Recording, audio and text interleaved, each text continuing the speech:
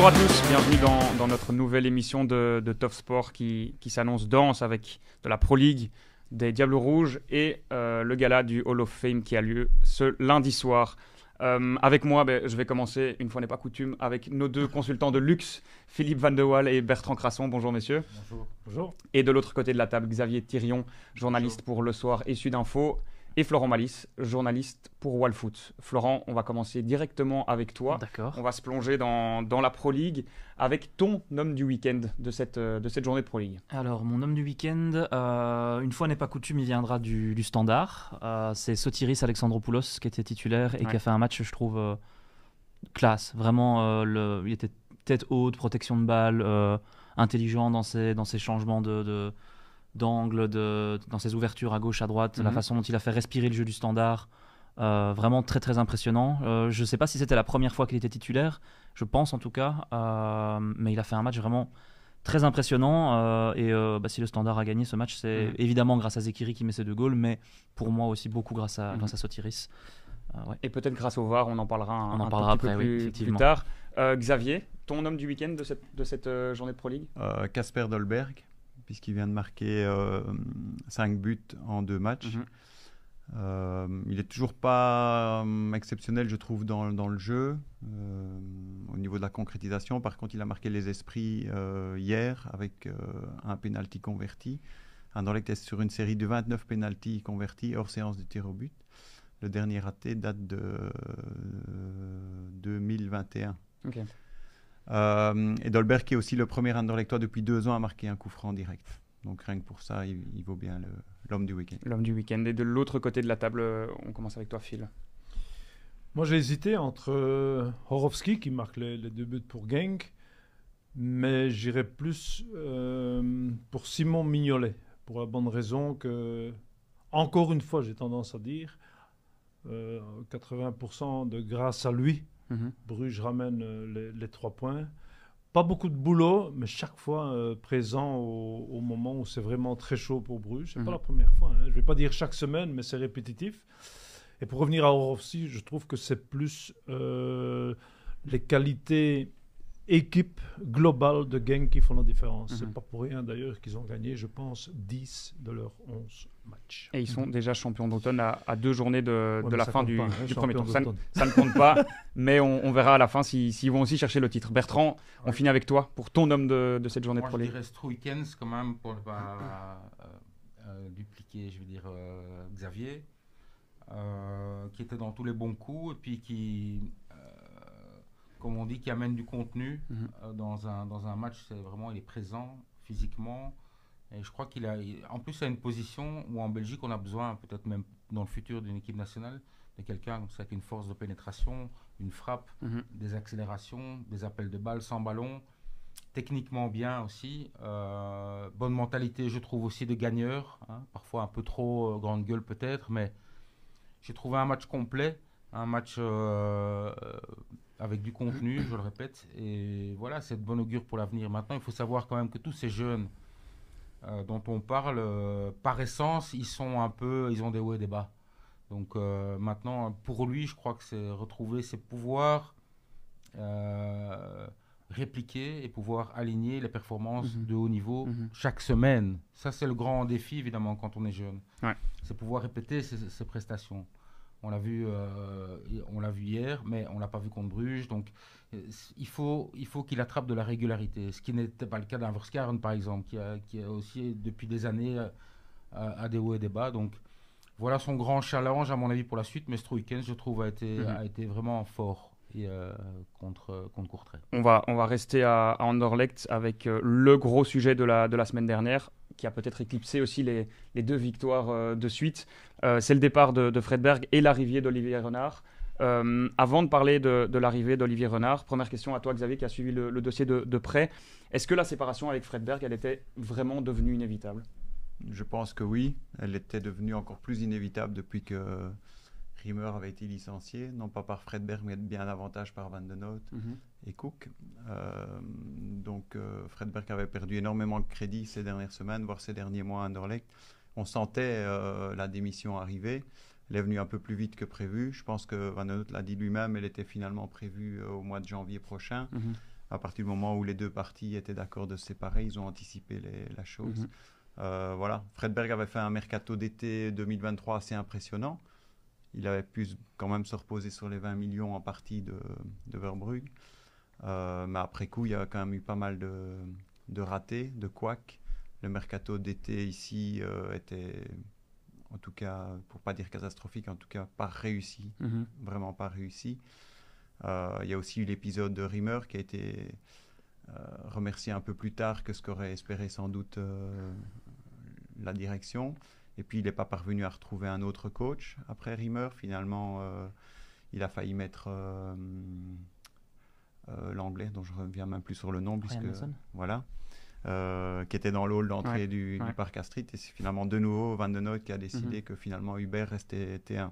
Donc voilà, on avait bien compris que la direction n'était plus du tout sur la même longueur d'onde et c'était inévitable. Florence, est-ce qu'on peut dire que c'est le dernier mercato et peut-être le dernier mercato sortant que Fredberg paye? Il n'a pas réussi à faire sortir des joueurs qu'il aurait peut-être fallu faire sortir pendant ce mercato? Oui, c'est aussi ce que Van den Noot a dit en présentant Olivier Renard, en disant que le budget, il fallait qu'il le crée lui-même et ça, il n'a pas réussi à le faire. Je ne sais pas précisément qui ils espéraient vendre, mais on sait toujours qu'à Mouzou, il est à vendre à chaque été à peu de choses près et lui ne serait pas contre un départ. Verskaren, on sait que s'il y avait une offre, il serait parti, je pense aussi. Donc voilà, il n'a pas réussi à vendre Fredberg. Moi, je rajouterais, il a fait des mercatos, il a fait des gros coups sur le mercato grâce à mon avis, à son réseau, à ses relations. Il a ramené un Torgan Hazard aussi, par exemple. Mais ça, c'est des gros coups, je veux dire, qu'on ne doit pas forcément scouter parce qu'on sait directement ce qu'ils peuvent amener. Et je trouve que là où Fredberg s'est un peu planté, c'est aussi les joueurs qu'on connaissait moins, comme Luis Vasquez, par exemple. On l'oublie presque, mais Lon Wake, qui était arrivé du Dynamo aussi. Je trouve que les joueurs qu'on connaissait moins et qui sont arrivés, ils se sont presque tous plantés quand on fait le décompte. Alors que, voilà, oui, effectivement, il y a eu des très gros coups, mais tout le monde savait les qualités d'un Kasper Dolberg, d'un Schmeichel, d'un Delaney ou de Torgan Hazard quand ils sont arrivés, quoi. Donc c'est des gros coups au niveau des relations, au niveau des contacts qu'il faut avoir, de la force de persuasion aussi qu'il faut avoir pour amener ces gens-là. Mais en termes de scouting, le travail de Fredberg, pour moi, il n'a pas été forcément à la hauteur.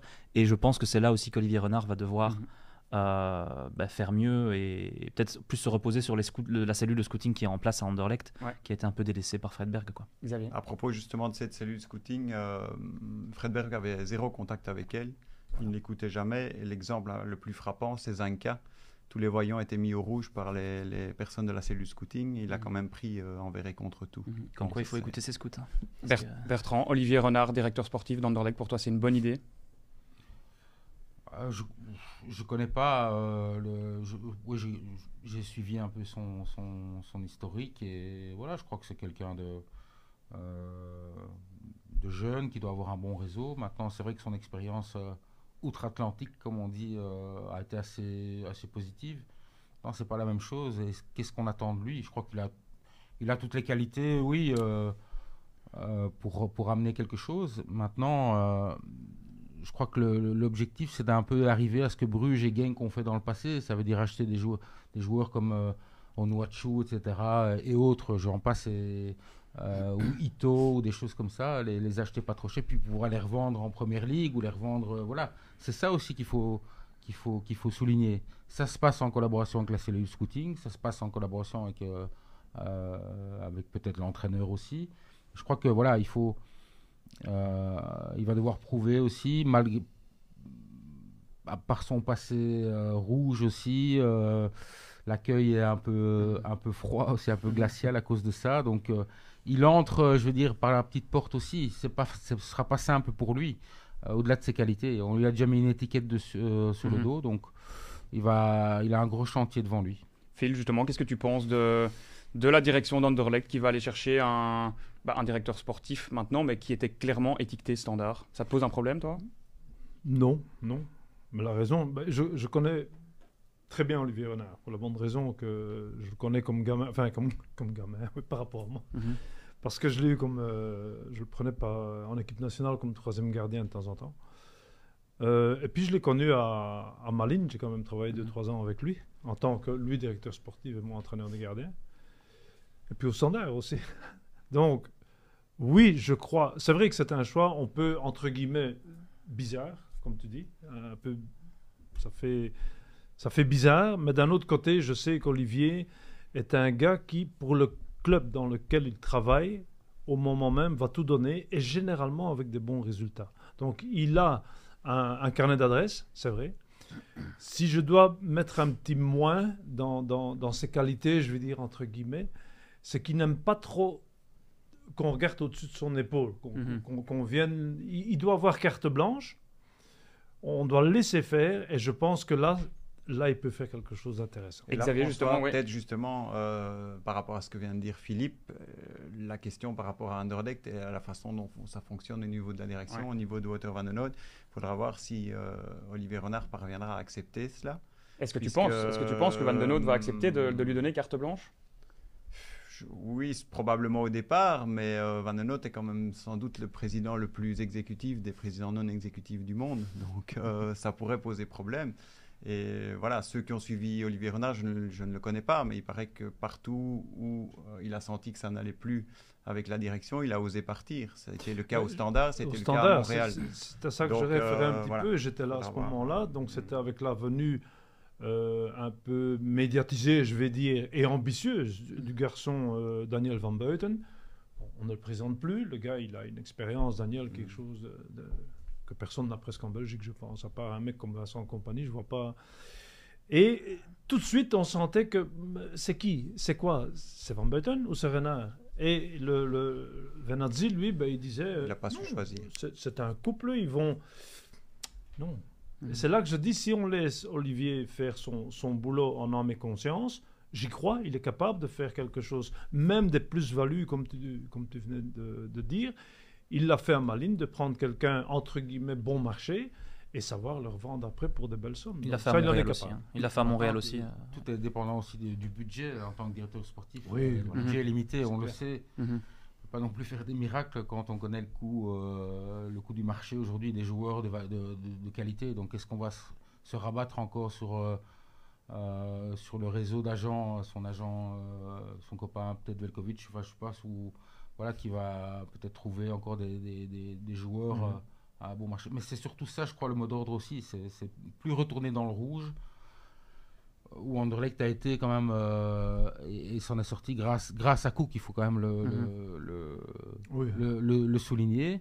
Malgré les ventes, je le répète, de Doku, de Lokonga, de Verbrugge, avec compagnie, on pouvait lui reprocher ça. Enfin, c'est quand même presque 50 millions qui sont rentrés, rien que ces deux-là. Plus Verbrugge.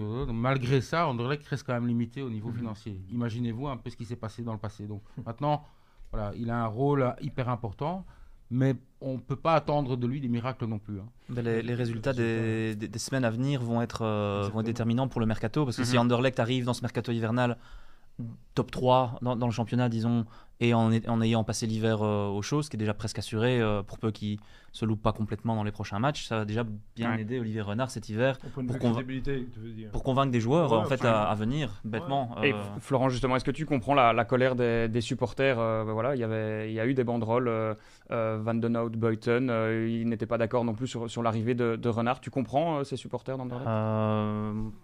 C'est difficile à dire. Je comprends qu'ils en aient marre, et je pense que c'est un peu ça, de l'instabilité qu'il y a à Anderlecht depuis longtemps. On a l'impression que Van den Noot change d'idée comme de chemise. Maintenant, il y en a aussi beaucoup qui criaient Riemer Buiten. Riemer a été Buiten, donc c'est le même groupe qui criait ça. Et à partir du moment où Riemer était Buiten, on savait que Fred Berg serait Buiten. Je veux dire, c'était un petit peu évident.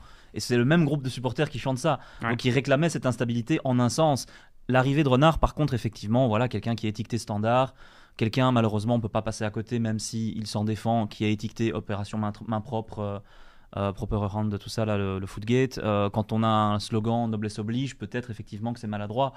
Donc ça, je peux le comprendre. Maintenant, je pense qu'il faut laisser... le club a besoin maintenant que tout le monde soit derrière David Hubert et derrière l'équipe, parce que là justement c'était un petit peu absurde de les entendre chanter des chants contre leur équipe, en fait, parce que même si ça ne vise que Wouter van den Noot et Olivier Renard, l'équipe qui est sur le terrain, elle entend un public mécontent alors que c'est 3-0 et qu'elle joue bien au football. Et justement, pour reparler du terrain, la semaine dernière c'était 2 victoires, 2 clean sheets, même si ce n'était que Tubize et que Courtrai. Xavier, tu sens quand même Anderlecht qui rentre dans une dynamique positive? Je n'oserais pas m'aventurer là-dedans parce qu'il y a eu tellement de hauts et des bas depuis le début de la saison que c'est difficile à dire. Effectivement, gagner à Tubi, c'était tout à fait logique. Gagner contre Courtrai, c'est vrai qu'Anderlecht a été très dominant et une grande partie du mérite lui revient. Mais Courtrai était quand même aussi très faible hier. Donc voilà, avant de s'emballer, j'attendrai quand même un petit peu. Le déplacement de dimanche prochain au Cercle va sans doute être une bonne indication. Parce que normalement, jeudi à Riga, on en reparlera certainement. Ça devrait quand même pas poser trop de problèmes. Eh ben, on va en parler justement maintenant. Riga qui est dans le championnat letton, une statistique, la valeur marchande de Mario Stroikens est plus élevée que tout l'effectif de Riga. Bertrand, qu'est-ce que tu attends de ce match ? La confirmation, surtout avec cette succession de matchs et d'équipes les unes après les autres, des Ludogorets, Ferencváros, Riga, il ne faut quand même pas dire que ce soit vraiment l'élite du football européen. Donc franchement, moi je dirais une 4e victoire encore. Il faut aller la chercher. Ils s'en sont tout à fait capables. Et puis voilà, c'est répété. Voilà, c'est une bonne semaine. Anderlecht doit, pour revenir au top, on va dire, doit continuer et répéter les bonnes prestations et les bons résultats. Donc la semaine d'avant, c'était mauvais contre Bruges, c'était bon contre Courtrai et Tubize. Maintenant, ça doit continuer. Pas se permettre d'avoir des montagnes russes comme ça tout le temps. Il faut bien, il faut pas bien. Voilà. Maintenant, l'équipe, je pense que Hubert l'a trouvée plus ou moins, à l'une ou l'autre exception près. Mais maintenant, il faut de la régularité dans les résultats et dans les victoires. Voilà, il faut retrouver, c'est la chasse aux résultats maintenant et surtout aux victoires. Donc à Riga pour aller pour les 3 points, rien d'autre, j'espère en tout cas. On passe à l'autre club bruxellois qui fait encore du surplace avec l'Union qui a fait un match nul à Malines, mais on n'a pas trop parlé du 1-1, on a plus parlé de ce qui s'est passé avec Anthony Maurice qui a reçu un gobelet de bière sur lui alors qu'il essayait de perdre du temps dans les arrêts de jeu. Finalement, après l'arrêt du match, Malines a égalisé. Je me tourne vers toi, Phil, en tant qu'ancien gardien. Qu'est-ce que tu penses de ce fait de match ? C'est comme ça maintenant. J'en rigolais tout à l'heure avec Bertrand parce que je lui disais, si tu savais ce que j'ai eu sur ma gueule moi, quand j'avais le COP d'Anderlecht et je venais avec Bruges, c'était pas un peu de bière, hein, c'était des briquets, il y avait encore des pièces de 10 francs à l'époque. On ne peut plus comparer. Moi, j'attendais que l'arbitre avait le dos tourné, je l'ai relancé, et maintenant, j'en rigole avec des supporters d'Anderlecht. Maintenant, on dit « Oh, on s'amusait bien avec toi ». Ben, je dis « Moi aussi, je m'amusais bien ». Maintenant, je trouve ça un peu tiré par les cheveux, parce que ça m'a fait penser tout de suite à l'image de Sapinto du Standard, l'entraîneur, quand le gobelet est tombé à côté de lui, et qu'il est tombé, je ne sais pour quelle raison, parce que Anthony Maurice, qu'est-ce qu'il reçoit un peu de bière sur son maillot. Enfin, d'après ce que j'ai vu, c'est ça qu'il voulait faire comprendre à Asie. So what? Relève-toi, bois la pinte si tu as envie de faire le malin. Et puis voilà, c'est tout. Moi, je trouve que c'est compris dans le show football, ces affaires-là. Sans pour ça dire, ah oui, c'est chouette qu'il lance de la bière. Non, c'est comme au cyclocross. J'ai vu Iserbit qui a ramassé pendant qu'il est sur son vélo une pinte dans la tronche. Non, ça ne se fait pas. Il faut punir ces gens-là, mais c'est pas non plus une boule de bowling qu'on a lancée. Il ne faut pas exagérer. Maurice a joué, il a perdu, je dirais, pour résumer la situation. Est-ce que ça, c'est pas quand même lui la victime de tout cela ? Est-ce que ça n'ouvre pas la porte à plus grave ? Maurice parlait dans son interview après de réelle violence physique. Il disait, si dans la rue vous êtes agressé, vous allez aussi répondre. Est-ce que, Florent, est-ce que pour toi c'est de la violence physique, recevoir un gobelet de bière sur toi ? On leur jette souvent quand même effectivement des trucs. On se rappelait, c'était Proto à l'époque qui recevait des briquets et qui... donc moi je pense pas, il faut juste je vois pas en fait comment on peut l'empêcher malheureusement, à moins de mettre des grilles devant comme ça se fait dans certains stades. Parfois c'est des fumigènes dans certains pays qu'on envoie là maintenant. Non, je pense que ça c'est aussi dans le caractère de Maurice d'être un petit peu provocateur, et c'est dans le caractère de beaucoup de gardiens de but. On repense à Courtois qui avait provoqué les supporters de l'Atlético, c'était pareil, Proto à l'époque, Steinen à l'époque. Il y a beaucoup de gardiens qui aiment bien chambrer le cop qui est derrière eux. Et malheureusement, je pense que c'est difficilement évitable. Ça ne devrait pas arriver, mais je pense que le fait qu'il ait réagi comme ça aussi prouve que il il est tendu. L'Union tous les joueurs de l'Union sont tendus pour le moment. Et comme c'est l'un de ceux à l'Union qui ont le plus de caractère, il en fait des tonnes parce que je pense que l'Union en a un peu besoin aussi pour le moment de caractère. Ouais. Et voilà, ça doit venir de lui, quoi. Et Xavier, justement, tu disais qu'il a joué, il l'a perdu. Après l'arrêt de ce match, Malines égalise. Oui, voilà, mais je ne voudrais pas que tu me fasses dire ce que je n'ai pas dit non plus. Hein. Les premiers fautifs sont les supporters qui n'ont pas, comme disait Philippe, qui n'ont pas du tout à commencer ce jeu-là. Mais à partir du moment où ça existe, un gardien comme Proto disait toujours qu'il avait besoin, lui, de cette tension entre lui et les supporters.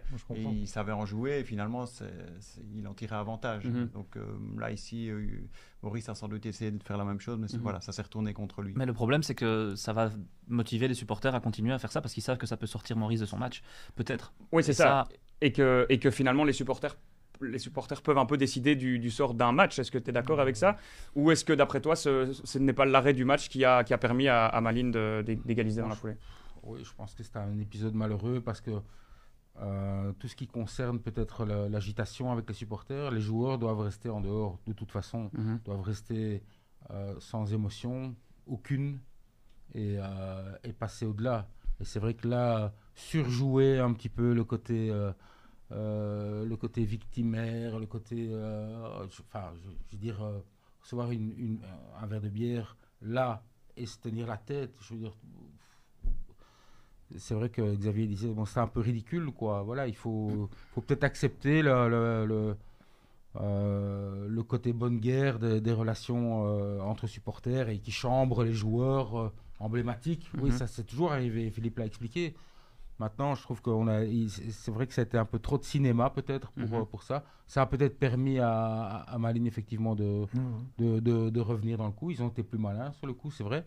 Mais je ne comprends pas trop le fait, effectivement, si tu reçois quelque chose de grave. On n'a jamais eu en Belgique, en tout cas, ni dans le championnat, ni dans la rue, on n'a jamais eu vraiment d'exemple d'agression physique où la peur, la prochaine étape, c'est quoi? Rien. Il ne se passera rien. Parce que en Belgique, on n'a pas cette culture d'aller très loin, comme dans certains pays où des joueurs se font vraiment agresser dans leur vie privée, quoi. Même jusque chez eux.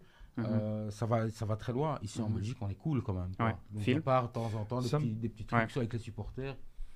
Donc, moi, je minimiserais vraiment cet incident. Ça me fait penser, maintenant, je vois l'image, parce que je suis depuis longtemps le Bayern de Munich, tu te rappelles de ça, avec Oliver Kahn. Lui, il avait reçu, c'était pas non plus un enfant de cœur, hein, c'était une bête aussi, le gars. Il avait une fois reçu une balle de golf. Mais on avait lancé une balle de golf, il l'avait ramassée là, et il avait une balle de golf sur la tronche, quoi. Là, on passe à autre chose, je trouve. Comme tu dis, ça devient dangereux. À partir du moment où tu as une séquelle physique, écoute, oui, tu dis, monsieur l'arbitre, écoute, c'est pas normal. Mais un verre de bière, mais qu'est-ce que je te dis, au cyclocross, qu'est-ce qu'ils doivent dire les coureurs? Alors, je me rappelle avec la Belgique, on a été jouer en Turquie. Moi, en montant sur le terrain, j'ai reçu une bouteille. Tu venais d'en dessous en plus. On venait d'en dessous là. Le stade était avec des Galatasaray, il était rempli là. Moi, j'ai reçu une bouteille en verre sur l'épaule. C'était sur ma tête, je sais pas ce que j'aurais fait.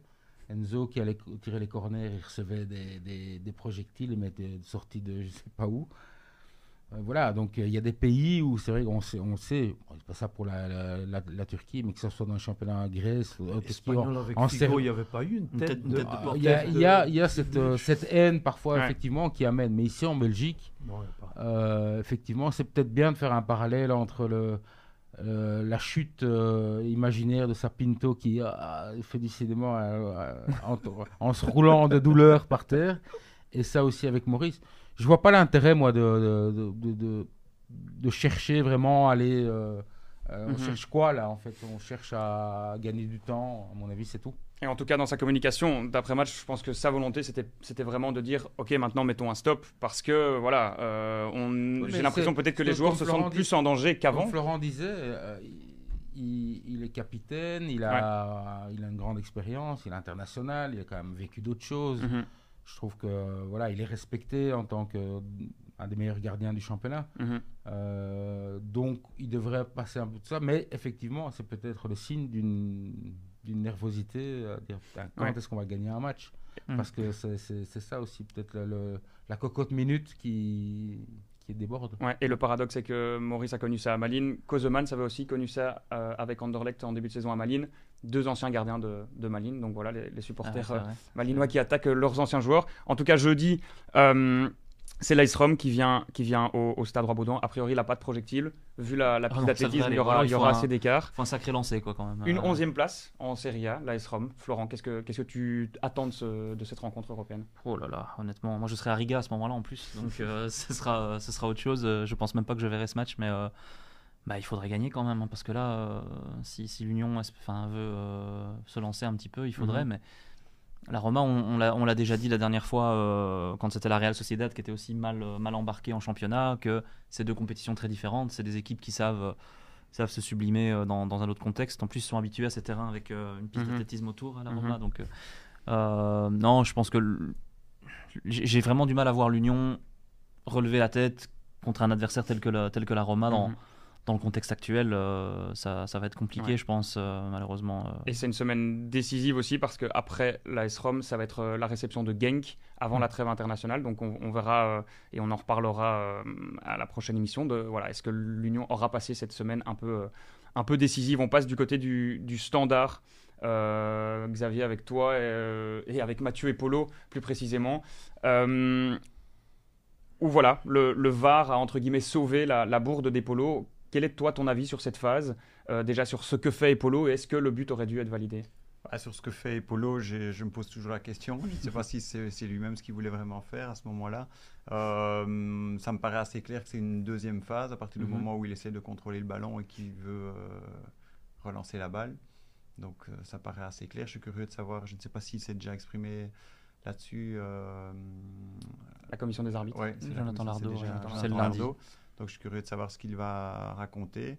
Voilà, indépendamment de ça, comme on en discutait avec Philippe, l'ancien gardien tout à l'heure, avec Epolo, effectivement il y a des très beaux arrêts, il y a du spectacle, mais il y a quand même, j'ai l'impression qu'il y a quand même toujours quelque chose, presque chaque week-end, une bourde ou quelque chose d'assez incompréhensible. Donc il doit se remettre en question, je pense. Justement, Phil, en tant qu'ancien gardien, tu comprends ce qu'il a voulu faire, et qu'est-ce que toi t'aurais fait à sa place?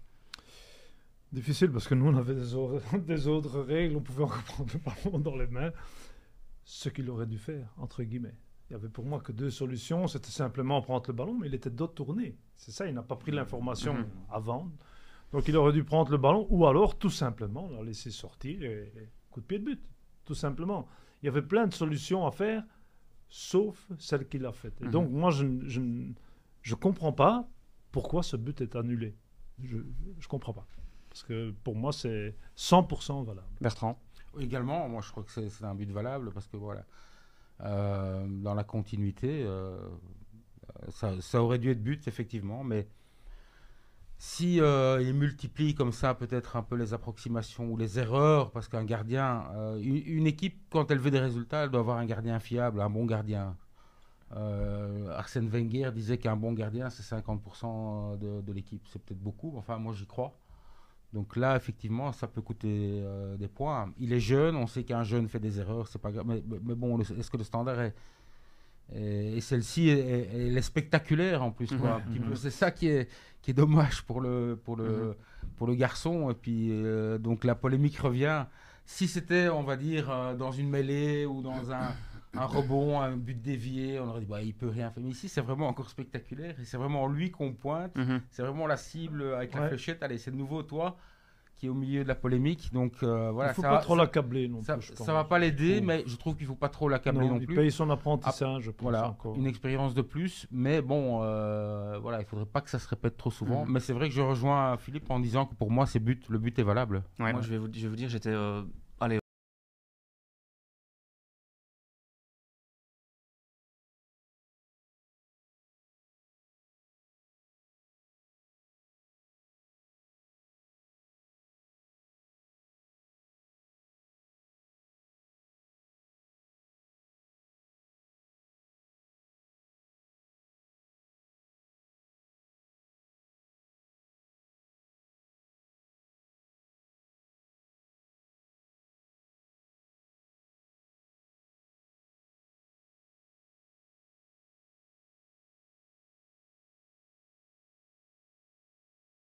Ah non, mais je voilà, comprends c'est par pas rapport aux gamins, je comprends. Ouais, purement humainement, C'est vraiment un sur le plan gros purement ouf, humain, c'est- c'est un grand ouf de soulagement C'est un pour, grand pour ouf, lui. J'étais mais soulagé pour lui. mets-toi dans la peau Ouais. de Felice. Ah non, bien sûr, mais je veux dire, ça aurait été terrible pour le gamin, quoi. Ouais. Qui est déjà par moment critiqué, qui est dans un club dans une situation compliquée. Ouais, ouais. Ça va peut-être sauver sa relation avec le public aussi. Voilà, j'étais vraiment content Enfin, pour lui. bon, quoi. il faut pas le plaindre non plus. Hein. Il joue quand même au Standard. Il est quand même titulaire à chaque match. Enfin, je veux dire, on va dire le pauvre. Oui, ton boulot, c'est quand même d'éviter aussi de prendre Ah des oui, buts tout à et fait, ouais. d'éviter de faire des erreurs aussi. Donc, à travailler aussi. Mais je dirais, voilà, on peut être patient, on peut être indulgent. Mais bon, je dirais à un moment donné, Faut oublier qu'il y a Bodard. non il y a, plus. Mais c'est ça, oui. C'est ça. Enfin, ouais, il y a la concurrence. Si c'est valable pour les joueurs, c'est valable pour les gardiens aussi. Oui, mais quelques Ah, jours ouais. plus tôt, il les sauve de l'élimination, presque peut-être en Oui. coupe. En sortant le penalty. Et voilà, en Oui, sortant un enfin, penalty, sans lui, je pense qu'ils sont peut-être lanterne rouge, j'exagère, mais ils sont plus bas au classement, ça c'est certain. Donc voilà. En tout cas, ce but annulé empêche Bertaccini d'inscrire son 9e but en Ouais. 11 matchs. Bertaccini qui est originaire de Charleroi, qui aurait bien voulu signer à Charleroi, mais qui n'a jamais signé à Charleroi. Un club qui manque de centre avant. Et justement, je me retourne vers toi, Phil.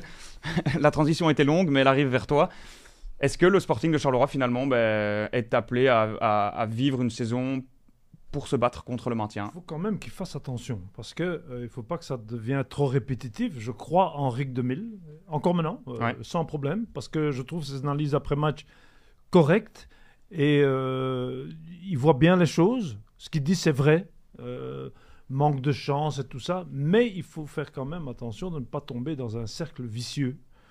Que ce manque de chance et de concrétisation des avants, etc., deviennent une maladie. Mhm. Parce que là, c'est sur du moyen terme, et là, tu pourras quand même... il ne faut pas nager à contre-courant, je pense. Il faut faire attention. Maintenant, l'alarme, elle est là.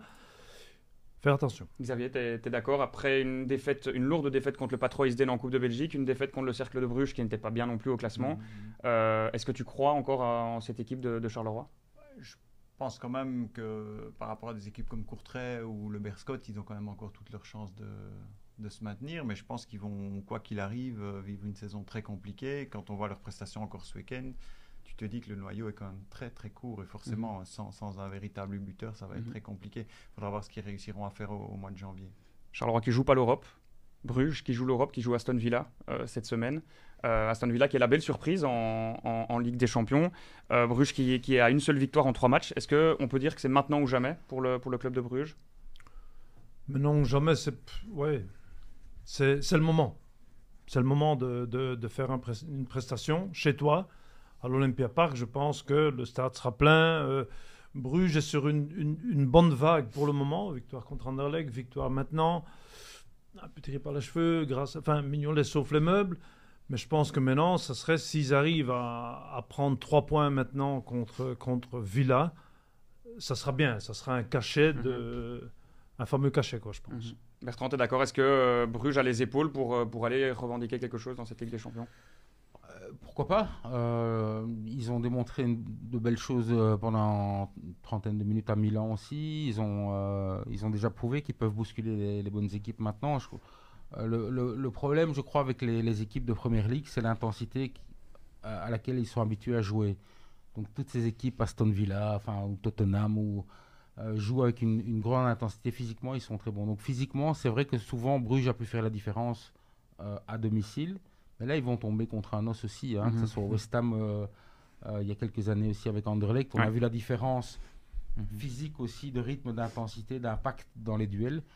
Là, les mecs, ils sont habitués à jouer chaque fois des matchs où ça clash, quoi. Donc maintenant, ils vont...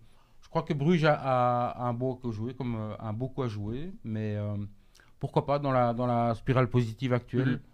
Une petite victoire, c'est vrai que ça ferait de bien. Ils le méritent aussi, le public aussi. C'est un chouette club en Coupe d'Europe. Ils sont chaque année là. Ils ont perdu contre Dortmund et Milan, mais ils n'ont pas du tout été ridicules. Ils ont montré qu'ils avaient les moyens de faire quelque chose. Exactement. C'est peut-être un peu malheureux aussi le match contre Dortmund, mais pour le reste, moi j'ai toujours comme souvenir que se déplacer à Bruges, au club de Bruges, que ce soit en championnat ou en Coupe d'Europe, ça reste un os. Ouais. Ouais. On va terminer cette émission avec le Hall of Fame de la Pro League, dont le gala a lieu ce lundi soir au Beaux-Arts. Florent, est-ce que tu peux nous expliquer en quelques mots qu'est-ce qui va se passer ce soir et voilà, quelle est l'idée derrière ce Hall of Fame? Alors, l'idée du Hall of Fame, c'est donc d'introniser les légendes qui ont marqué l'histoire de notre championnat. Et donc, ils ont été nominés, je pense, 57 joueurs, voilà. Au moins un par club de Pro League, ce qui implique que des clubs effectivement comme les Francs-Borins qui ont peut-être moins d'histoire ou Dender est dénominé aussi, ou un nominé en tout cas. Des clubs comme Anderlecht et Bruges ont 5 à 6 nominés je pense par club, le Standard en a 3, etc. C'était des votes des supporters ou du public qui amenaient ça. Ont été ajoutés des wildcards par certains, par un jury. Donc ils ont notamment ajouté Philippe Albert, Simon Tahamata, et d'autres joueurs ont été ajoutés en dernière minute, donc Marc de Grays aussi. Et donc ce soir seront intronisés les 10 premiers noms de ce Hall of Fame. Encore une fois, toujours, c'est des votes du public qui déterminent ça. Vous pouviez voter, je pouvais voter, je l'ai fait d'ailleurs. Et avec 2 grands critères, les joueurs devaient avoir au moins 75 matchs officiels dans les compétitions de la Pro League et devaient être à la retraite. Et donc on retrouve des joueurs comme Kompany, comme Zetterberg, comme Stroupar, comme Buffel, Kleisters, Pfaff, Prudhomme. Phil, d'après toi, qui est-ce que tu vois ressortir dans ce Hall of Fame? Qui est-ce que tu voudrais voir ressortir dans ce Hall of Fame? J'aimerais bien que si je donne un nom, ou tu donnes un nom, ou un de nous donne un nom, qu'on soit tous les 5 d'accord. Qu'on se dise, ah ben oui, c'est ça une légende, c'est évident, il n'y a pas de discussion. Oui, mais il n'a joué que, non, minimum 75 matchs, je trouve ça un strict minimum déjà pour ce qu'on appelle une légende ou un icône. Et quelle serait ta légende? Étant brugeois, je pourrais dire Raoul Lambert, et si je pour les... pas les plus vieux, mais les moins expérimentés entre nous, à Jan Keulemans, par exemple. Est-ce qu'on est d'accord avec Phil et Jan Keulemans? Oui, ça me choque pas du tout. Surtout que celui-là, je l'ai encore vu jouer. Il y en a d'autres, pas spécialement. Mais il y a quand même une règle qu'il faut préciser aussi. Je pense que ça ne commence qu'en 1974. Et donc, il y a un grand regret par rapport pour s'en tenir à Anderlecht. Un joueur comme Paul Van Imst n'entre pas en ligne de compte. Donc, ça, c'est un peu malheureux. Et du côté d'Anderlecht, justement, Xavier, qui est-ce que tu vois ressortir dans ce Hall of Fame? À mon avis, Rensenbrink, mais tout va dépendre probablement de l'identité des votants et de leur âge, parce que évidemment, si ce sont des plus jeunes, ils vont plutôt penser à des joueurs comme Zetterberg, plutôt qu'à Schifo ou Lozano ou qu'à Rensenbrink. C'est le problème de ces scrutins. Je vais laisser Bertrand peut-être donner celui que lui, qui serait la légende pour lui. Mais... Moi, j'ai joué 17 ans dans ce club, donc 12 ans en équipe première, donc j'ai côtoyé tous ces joueurs-là. Et bon, il y en a énormément qui méritent d'être nominés aussi. Donc, moi, toutes ces cérémonies, là, que ça passe par le soulier d'or, le Hall of Fame ou le Ballon d'Or, on voit qu'il y a toujours des polémiques et personne n'est jamais d'accord avec personne. Donc, tout le monde a toujours un avis bien personnel. C'est comme dans le foot en général, c'est ça qui fait la beauté du sport aussi, c'est que tout le monde est spécialiste de foot.